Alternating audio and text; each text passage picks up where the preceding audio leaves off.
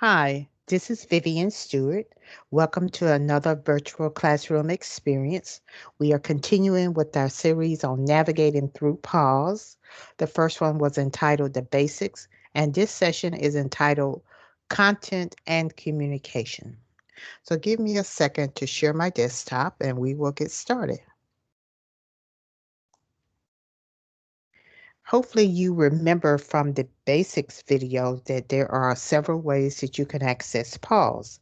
I am now at the public website for the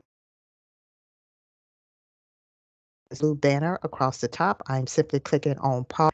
On the login page, this is where you will log in as a student. I have a student account that I use for training purposes, so I am logging in now using the administrative log area. If you happen to type something in incorrectly, you will have an opportunity to go back and try it again. So if you are new to taking online classes, these sessions are set up to help provide you with a little bit more of assistance. You can actually see live demonstrations of how to actually go through and use each of the tools. So this is the home page for PAWS. There are two ways that you can access your courses. You can actually use this course selector at the very top, or you could simply scroll down and there is a section entitled My Courses, which you can select your courses from this area. I believe most students would just rather use the course selector. So as I go back up, I am simply selecting now. This is a listing of the courses that I have access to. If there are any that you would like to not have show up in the top area, just simply click to unpin them. I'm selecting my course now. And now I am at the home page for the course that I will use for practice purposes. I do want to point out that you can see that I do have an email notification that I have not read. There's also an update that is posted that I have not read, and I can also read that from this area here. We are starting off with our content tool. So you may have several courses that you're taking. Practice is to establish a schedule that you will actually go in and check each of your courses on a daily basis. The only way that you can be successful is to manage your time appropriately, to make sure that you abide by all of your due dates, make sure that you complete all of your assignments, and that you inform your instructors if you're having any difficulties meeting those deadlines. So with the content tool, this is where the instructor will provide you with your lecture notes so that you can learn the subject matter. So let's just take a look at this page. First of all, your course may or may not have an overview. So just simply click on it to see if it does. The bookmarks are those pages that you bookmark so that you can easily retrieve them later on. If you read something that you know will be important and you want to be able to find it quickly again, just simply bookmark it. The course schedule will allow you to click to see what's coming up in the upcoming week, or you can view the entire schedule. You may not have access to everything, but you can actually see a listing of everything. The table of contents will provide you with how everything is arranged in the course. This particular course has 97 items. Across from table of contents, it currently says 76. That is because some of these items I have already reviewed, and as I review something, the number is actually decreased. Your course is divided up by either modules or units. So there will be dates that will be set up to allow your modules to open up for you to have access to them. You won't have access to the entire content of the course at the very beginning of the class. So always observe your dates when the things will actually open up. So I have 2 units that are currently open just so that I can show you how to go through and access your information. The introduction is available. So we're at the introduction page now. These are the various things that I need to read. As you can see, there are check marks beside each one, which means I have actually been through and read all of these. As I scroll down a little bit more, as you can see, it starts looking at Unit 2 and Unit 3, but they have not opened yet, so I don't really have access to all of those now. In order to simply read my information, this is my active link, so if I simply click, the information now displays. I'm able to read through it and take any notes that I would need to. You have the option at the bottom if you want to actually print this out, but I do not encourage you to print out everything. You have the ability to listen to this if you would like to.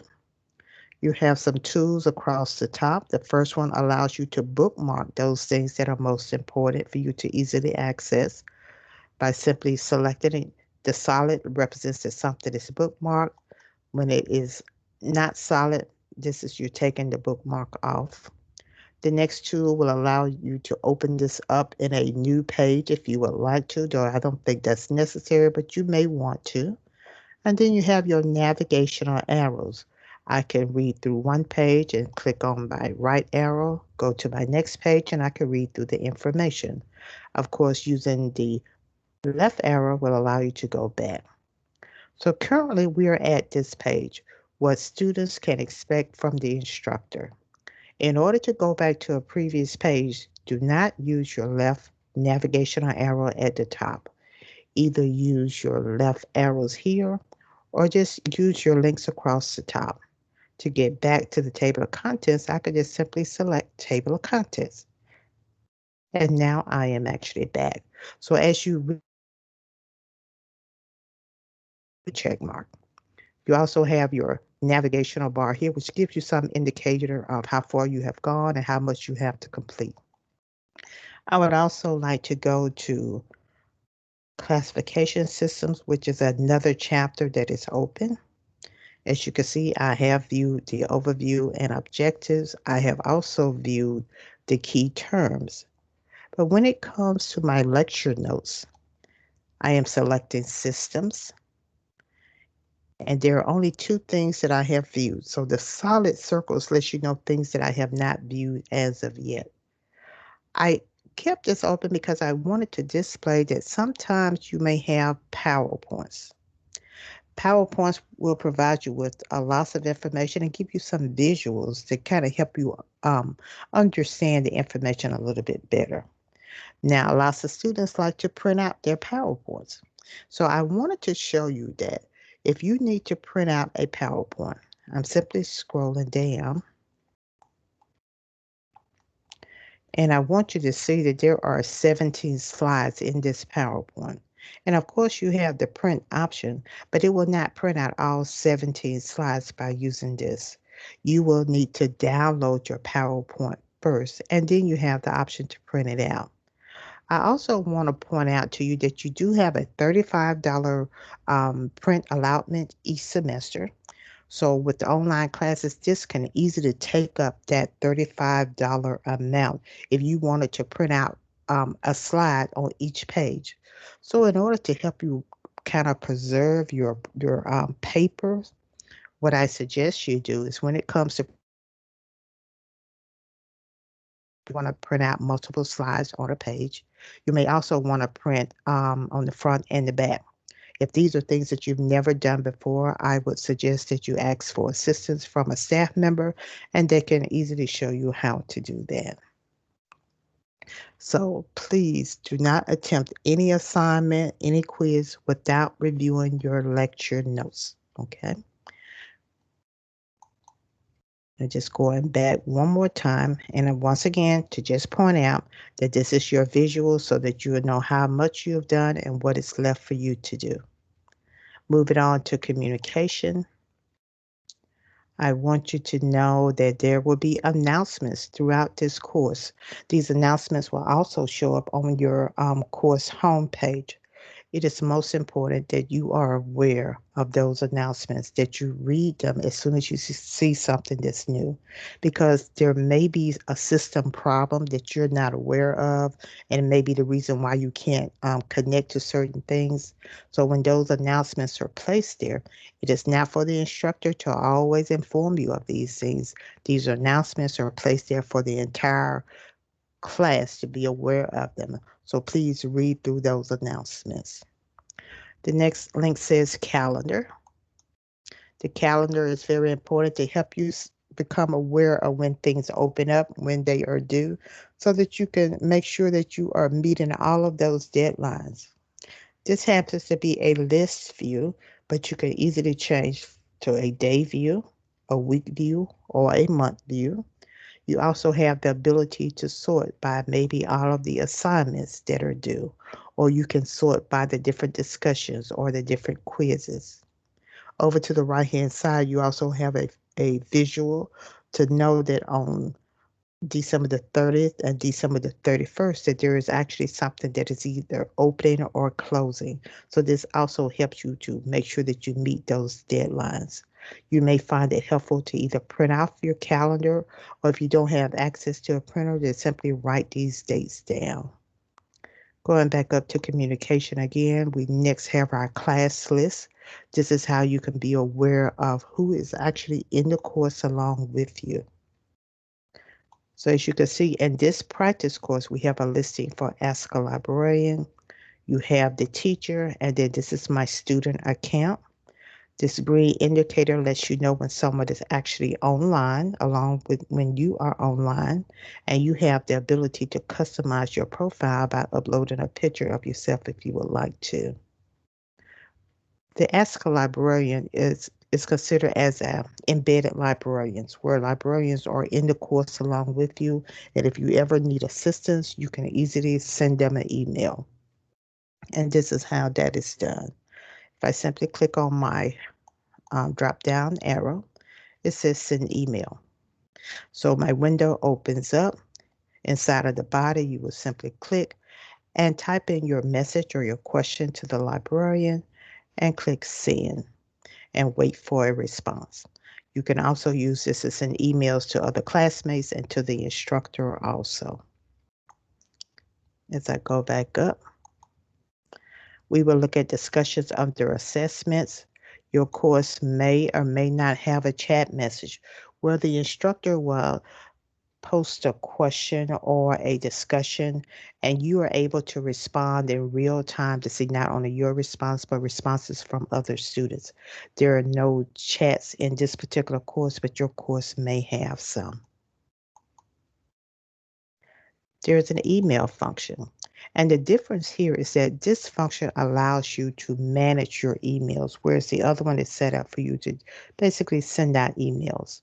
So I want you to know that you can see anything that is in your inbox. And if you have messages, the way that you will retrieve these messages is by simply clicking on the subject matter, which allows you to read your email, and you have the ability to reply if you need to. If you need to forward it on to someone, you can do that also. If you find that you no longer have need of this particular email, you can select it and move it to the trash if you would like to. Over to the left-hand side, we're currently in our email inbox, but any messages that you happen to compose and send off, you could see a listing of those under sent mail. If you happen to compose emails and you're not ready to send those off now, they will be listed in your draft. And trash will show you any emails that you have decided you no longer need. So this is how you would manage your emails. This course does not have a blog, okay? You could check to see if your course does. This course does not have any group set up, but you may be in a course where there's a group assignment and the instructor will have the different groups listed, so you can always find out what group you have been assigned to. In order to log out, you should always go to your name profile and select log out. At this point, I am about to stop sharing my screen.